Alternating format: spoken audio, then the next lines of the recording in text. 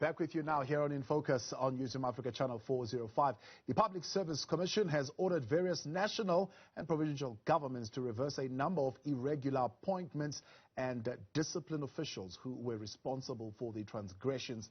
In the quarterly report from January until March this year, the Commission received 334 complaints during the fourth quarter and 185 related to alleged irregularities in personnel practices. These include appointments, transfers, and other career management in the departments. Now, for more on this, I'm joined by the Commissioner at the Public Service Commission, Dr. Bruno Luthuli. Dr. Luthuli, good evening, and thank you very much for joining us tonight here on In Focus. So let's focus then on the 56 remaining complaints which were found to be substantiated. What did they relate to? Good evening to your viewers. Actually, those complaints related to areas of irregularities in the area of appointments. To give you an example, maybe before I go there, I need to tell you firstly that the Constitution requires the public service to be actually in terms of professional ethics, to promote that. So these appointments have got to be handled in terms of professional ethics that is supposed to be promoted. In terms of public administration, that is also supposed to be accountable, and that the Constitution also requires that good human resource management and career development practices be cultivated in the public service, and that the public service also need to be broadly representative. So appointments are based on these particular principles. So you're also tasked, amongst other issues, to investigate. Tell me, what is the nature of the investigation that was conducted by the PSC as far as these appointments are concerned, and what were your findings? There is two types of investigations. There was the 185 and the 149, 185 being alleged irregularities in areas of personnel management, like appointments, transfers, etc. Whereas on the other one, the 140 and 49, actually those are related to public administration general, including service delivery, financial management, and supply chain management. Our investigations result in substantiated and unsubstantiated results.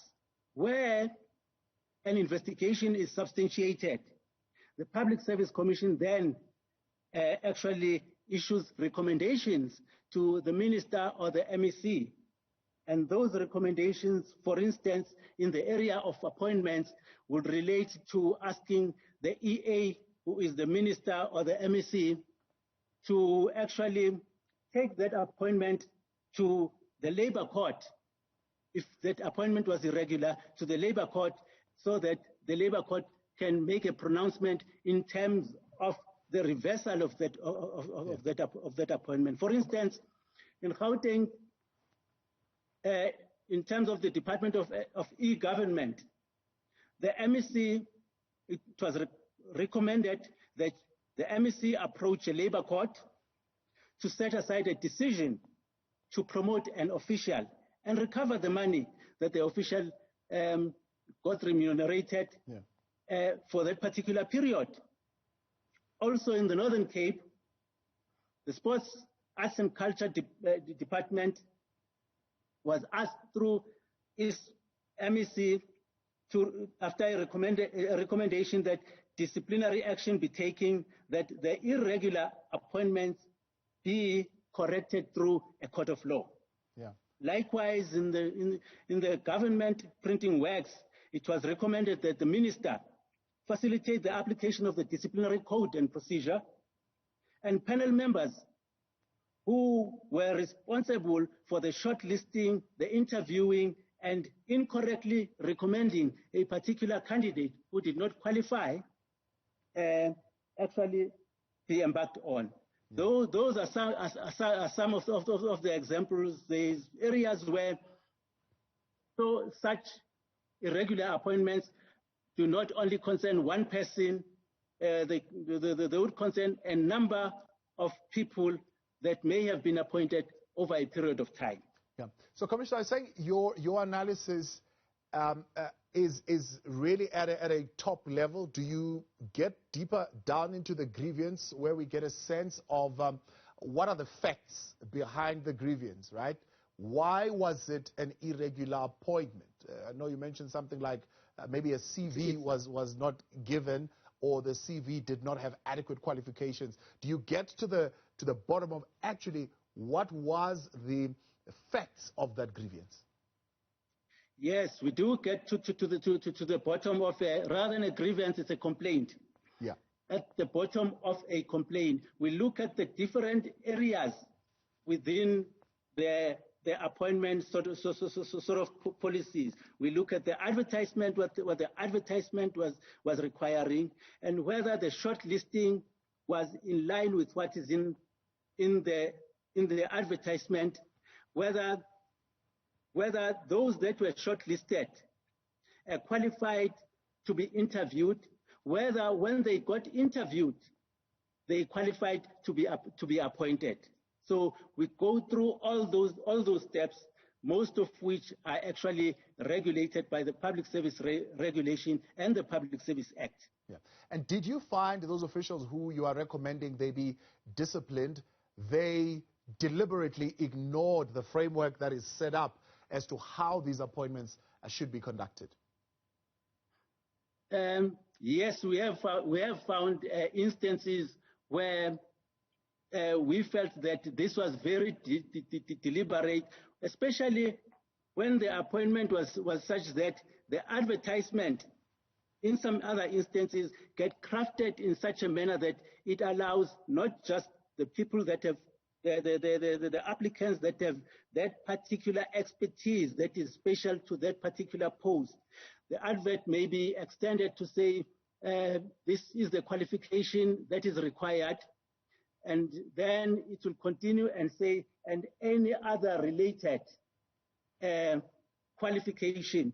That, to a certain extent, it does confuse whoever is looking at what this particular advert is about. Yeah. In some instances, it's deliberately made to be like that, and it becomes a problem. Going on, the officials that look at shortlisting, they will deliberately take people that don't qualify, sometimes don't qualify to be in that particular list. Sometimes they don't qualify because they don't have the necessary qualifications.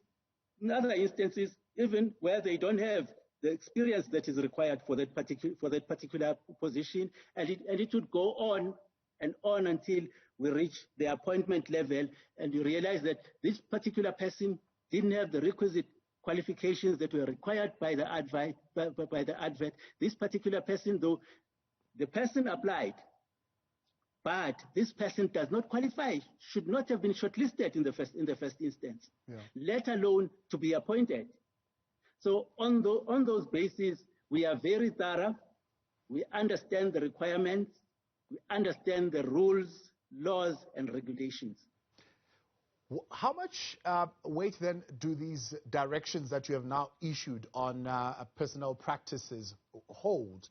In other words, if the MECs or the ministers that you have directed do not comply, what are the corrective steps that you can take as the PSC? When we write to these political heads of departments, we say that these are our recommendations. We found this particular case to be substantiated, and we recommend the following. And then we ask first that the department itself, during the writing of that report, that department needs to look at that report, see whether we have actually left out some other information that may, to a certain extent, assist the particular department in terms of our findings.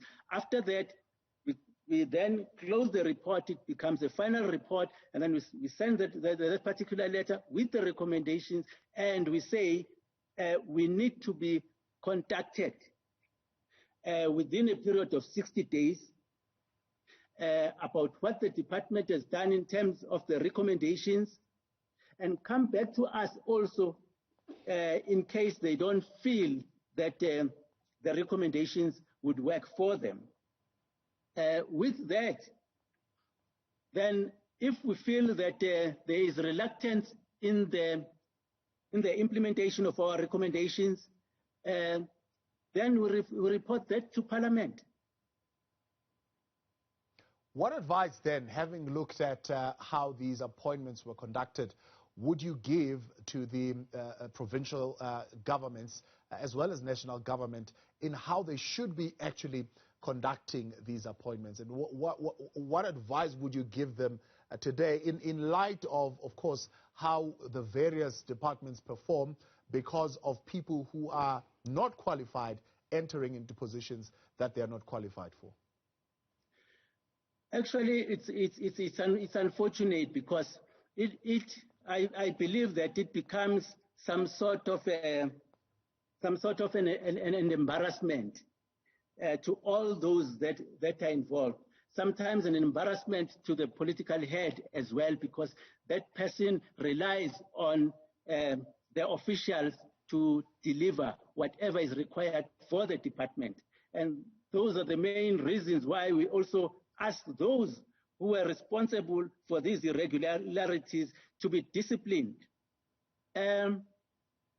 Actually, if I were those departments and get to know what happens when such irregularities have taken place, I would advise them not to go that particular route, and I would advise officials that do this particular thing in the public service to actually not embark on such practices, because it is embarrassing and also it may actually disturb the functioning of the department and their own reputation as well. So I would like whoever is from the public service that is listening to get to know that this, when it happens, sometimes it comes to the Public Service Commission and we don't dilly-dally and shilly-shally. We go straight to the core of the problem. And when it comes to making the recommendations, they will be as tough as the ones that we've made previously. Dr. Luchila, I appreciate your time. Thank you very much for joining us tonight here on In Focus. There you are, the Public Service Commission adding another layer of oversight and taking that responsibility, it seems, very seriously. Let's see what will be done of those recommendations coming from the PSC. When we continue next, we speak to the Member of Parliament in the Western Cape Legislature, Cameron Dugmore. They are, of course, calling for the DA, or cautioning, shall I say, the DA to avoid perceptions that it treats its white and black leaders differently. We'll get more details for you in a moment. Stay with us.